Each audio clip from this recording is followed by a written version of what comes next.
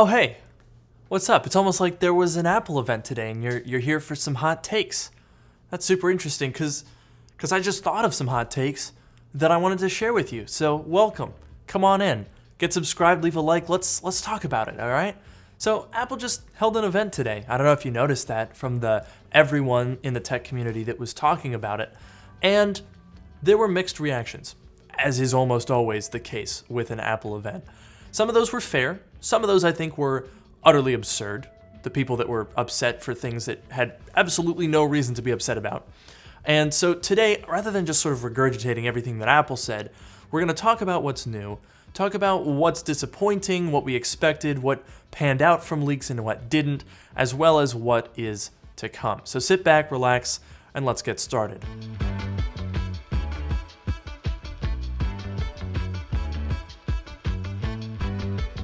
So before we start talking about the products that were announced today, I want to remind you guys that Dark Mode, the podcast that I host with Noah Rubin, is going to be returning this Sunday. That's 2 days after the iPhone pre-order and at the start of a very exciting season of tech. It's Techtember, Techtober, Techvember, Techcember. You know, we got a lot of stuff to talk about. And that's what we're going to be doing on the podcast every Sunday at 9 p.m. Eastern Time, 6 p.m. Pacific Time. So definitely make sure to check that out. So let's talk about these products in the order that they were announced. And that means we first got to talk about the base model iPad. So this is a product that has been a staple of Apple's for a little while now, and for good reason. It's a really compelling value, and it always presents a not super exciting, but just really good package. Now, I've already ordered one of these because it looks phenomenal. Basically, it's visually identical to what we've had before. So it's a 10.2-inch display. The glass isn't laminated. There's no camera bump. So it's sort of like the older iPad Air design, the initial iPad Air design, which came out in 2013, but just with a larger screen. And some people were kind of disappointed that they didn't change the design. We had heard some rumors that were suggesting that maybe Apple would go to the previous iPad Air design, so thinner 10.5-inch display with a little camera bump on the back of it as well as a laminated display. That didn't end up happening. But internally, we did get some pretty nice updates. So for one, we now have True Tone. We now have an A13 Bionic chip, which is a little bit of an upgrade from the A12 that we had previously.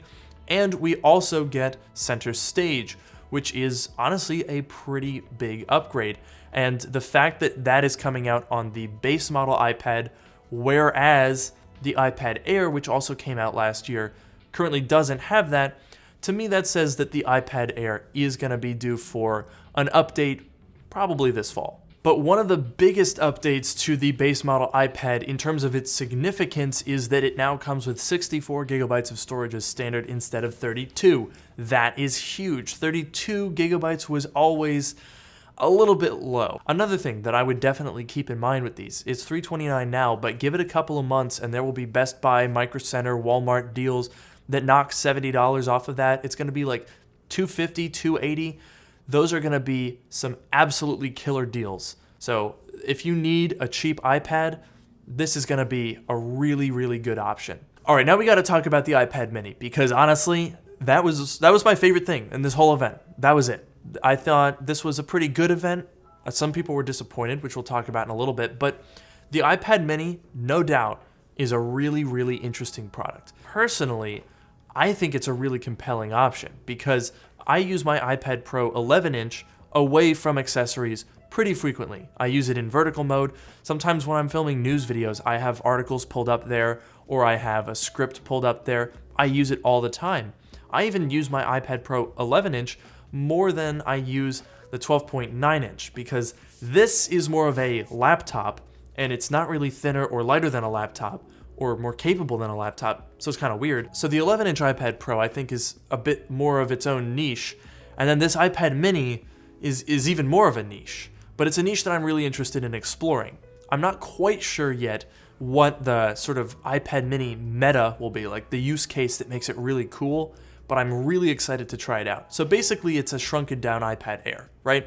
It has the same Touch ID and the lock button. It has the same sort of sized bezels, the same colorful back with a single camera, no LiDAR like on the Pro models. And it's using an A15 chip, the same as the iPhones. All really good stuff. It also has center stage, which is yet another thing. This is going to be a great FaceTime machine because it's so small and portable, but it has that center stage, that ultra-wide front-facing camera. That's really cool. Another little tidbit that you might not have noticed because Apple didn't really talk about it is that the volume buttons are on the top of the device rather than on the side, sort of around the corner from the lock button. So why did they do that, you might be saying? Well, the device was too short for it to have an Apple Pencil with volume buttons above it, so they had to put the volume buttons on top. That's what I think happened. I'm really excited to get my hands on that. I ordered that immediately, and it will be coming on the 24th. All right, so the Apple Watch Series 7, this one was a little bit controversial because, well, we had sort of been told by a lot of sources, John Prosser, Mark Gurman, Ming-Chi Kuo, everyone was saying redesigned Apple Watch, and then didn't happen. And it wasn't just that there wasn't a redesign, but it doesn't even have a new chip, it seems. Apple didn't say anything about the chip, so I assume it's the same as the Series 6. Basically, the differences come down to a larger display. It's more durable. Apparently, it doesn't crack as easily, and it charges a little bit faster. That's kind of it in terms of major features. And a lot of people are a little bit disappointed by that. I can kind of see why. You know, we were told that there was going to be a pretty big update this year, but it seems like basically just the screen. That's like the biggest thing. Now, I'm on the fence. I've got a Series 5 Apple Watch. I was going to probably get this new one if there was a redesign, larger screen, that sort of thing. But now that that didn't happen, it seems kind of minor, and I don't know that I use an Apple Watch enough to justify that purchase. Now, as of right now, we don't actually know when this new Apple Watch is coming out. It just says available later this fall. In fact, the Apple Watch Series 6 is still for sale, so I don't necessarily think that this is coming super duper soon. Additionally, the Apple Watch SE is still for sale at the same price of $279, and they're even still selling the Series 3 for $200. Why? But anyway, this was probably the most disappointing thing from this event. And I'll fully admit that the only reason we're disappointed is because leaks and news kind of hyped it up a little bit.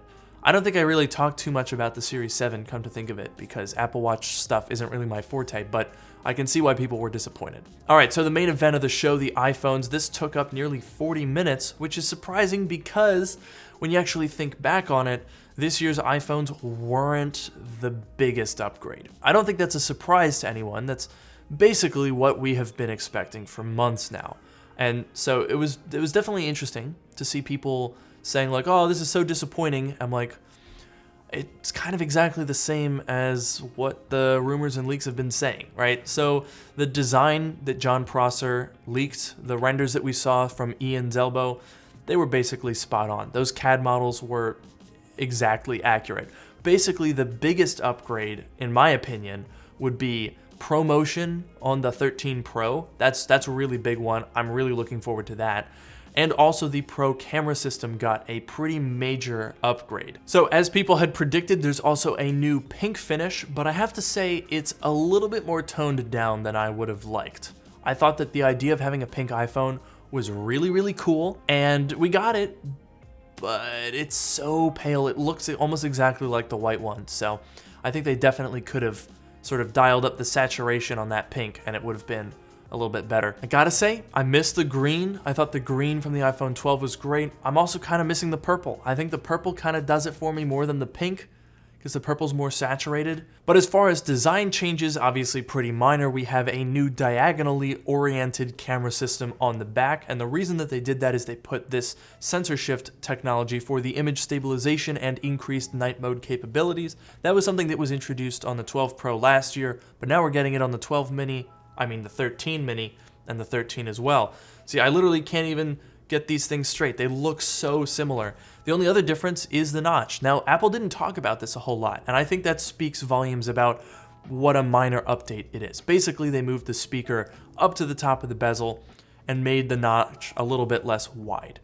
Not a huge deal. It doesn't look like they made any UI changes to compensate for this or take advantage of the extra space, so I think it's just like a little minor thing. I'm really amused by the way that Apple worded their decision to go to diagonal cameras. Like, they really said that we designed a totally new architecture and turned the lenses 45 degrees to fit in our best dual camera system ever.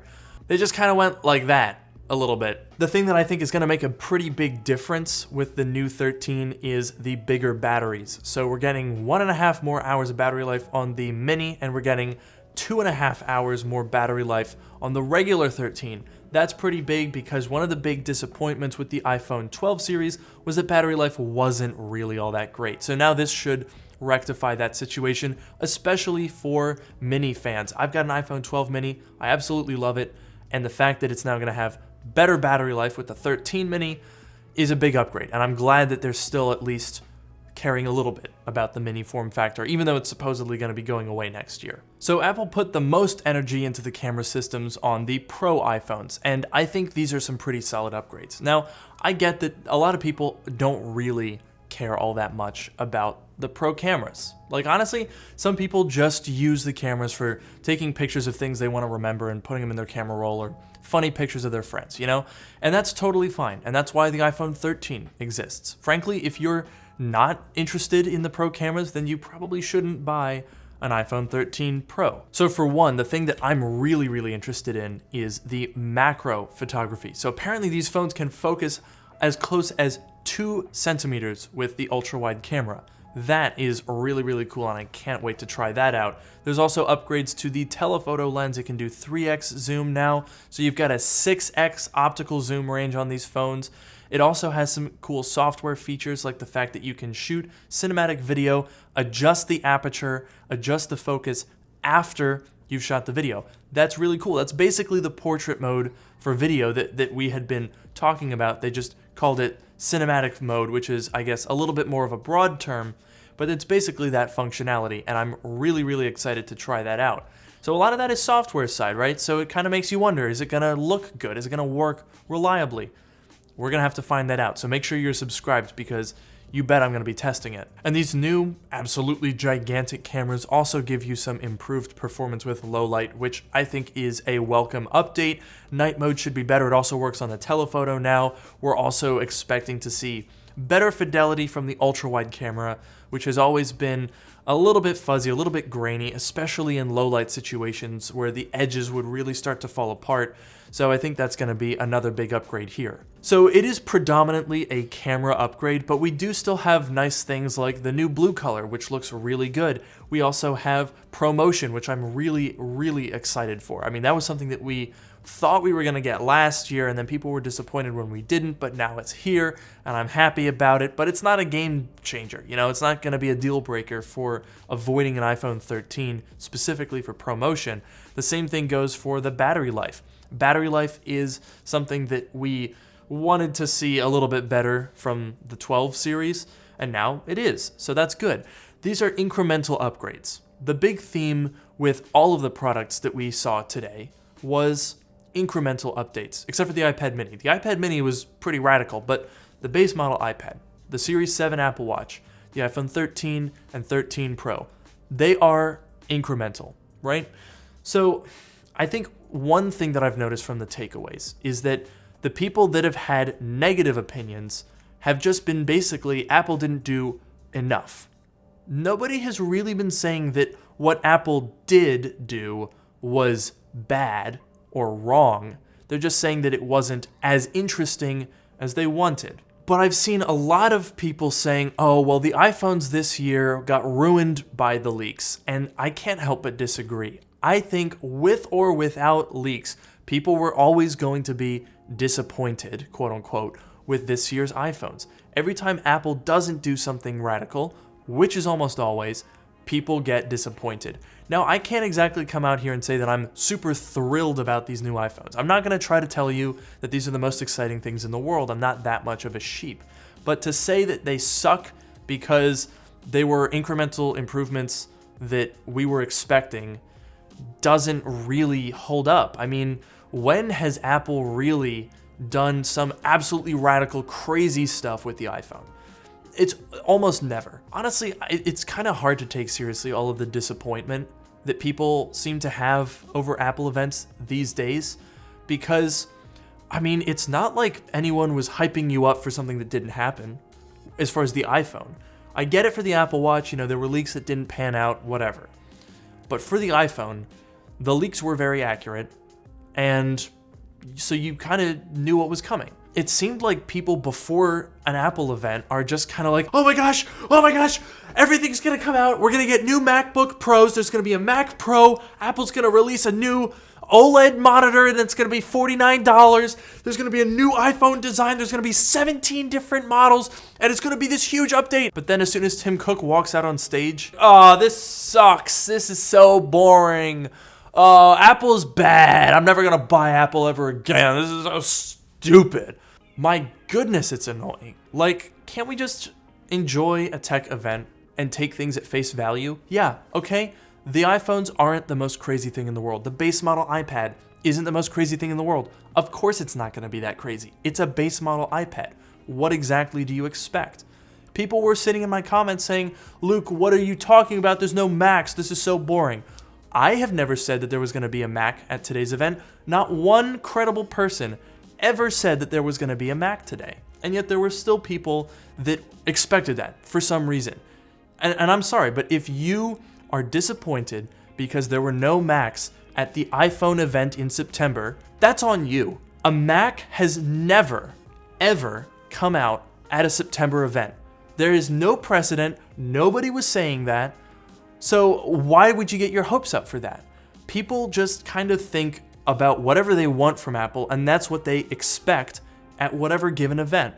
And then when Apple does what Apple always does, which is iterate, people freak out and they lose their minds. And yeah, I get that this year's iPhones might not be that exciting to you. And I get that maybe you're sitting there with your iPhone 6S going, oh, I'm gonna wait for next year's iPhone, which you've been doing for the past 5 years when they haven't been exciting enough. But that's just how it works. I'm sorry. It's not anything different than what Apple is known to do.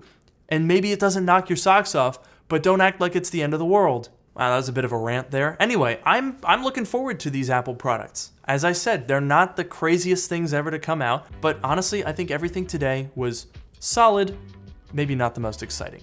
That's my take. Anyway, thank you guys so much for watching. Make sure to get subscribed and stay tuned for a lot of content over the next couple of weeks, and I'll see you in the next one.